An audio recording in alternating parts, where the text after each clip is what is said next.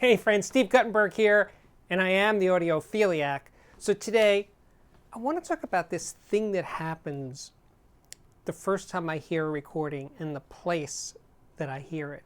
And the way I'm going to kick this off is with this CD.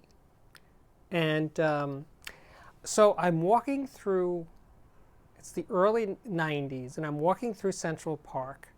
And it's a spring day. It's really beautiful. There's a very gentle mist in the air.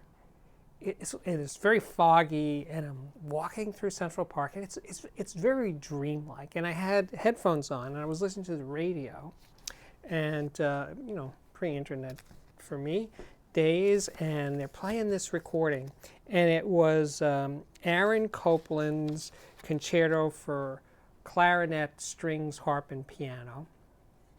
And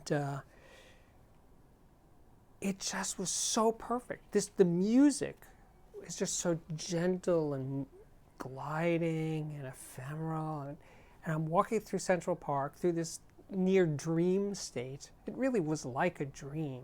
And I'm listening to this music. I think this is so beautiful. It's so perfect. It's like the perfect soundtrack for this environment that I find myself in.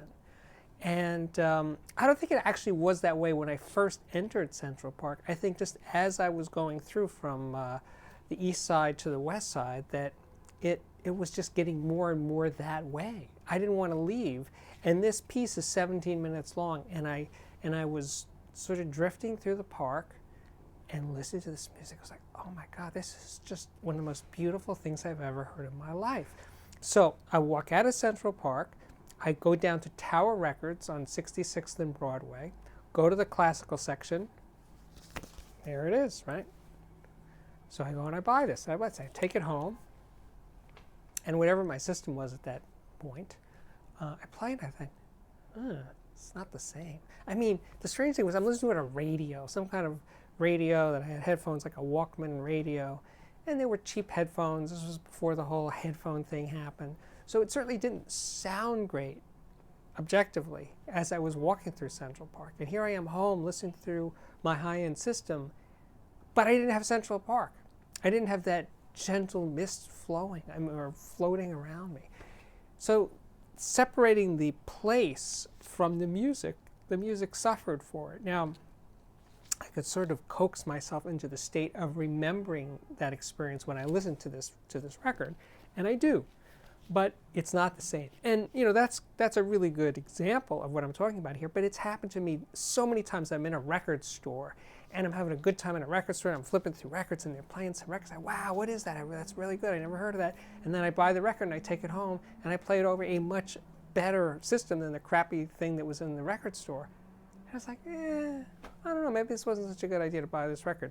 Because there was something about the vibe in the store that they played it on, and the music that they played before it, and the music they played after it, it just kind of, everything lined up, and it was great. And when you take it out of that situation, it's not the same thing.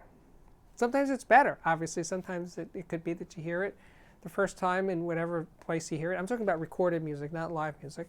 So the recording is exactly the same. Whether you hear it in a record store or you hear it over crappy headphones, the recording is the same recording. But how you experience the recording and how it affects you is entirely different depending on everything else that's happening. You could hear it in a car, you're driving in the car and everything's groovy and you're pounding on the steering wheel. And say, oh, this is really great.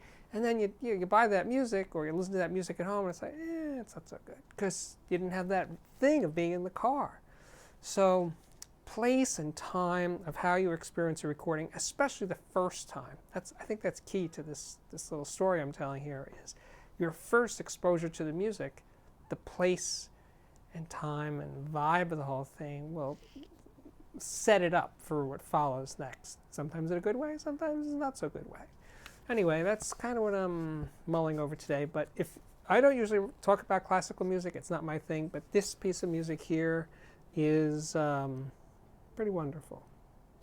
That last piece on the record, the Bernstein thing, is it's a whole different thing. It's like wham bam, hit you over the head kind of very exciting classical music.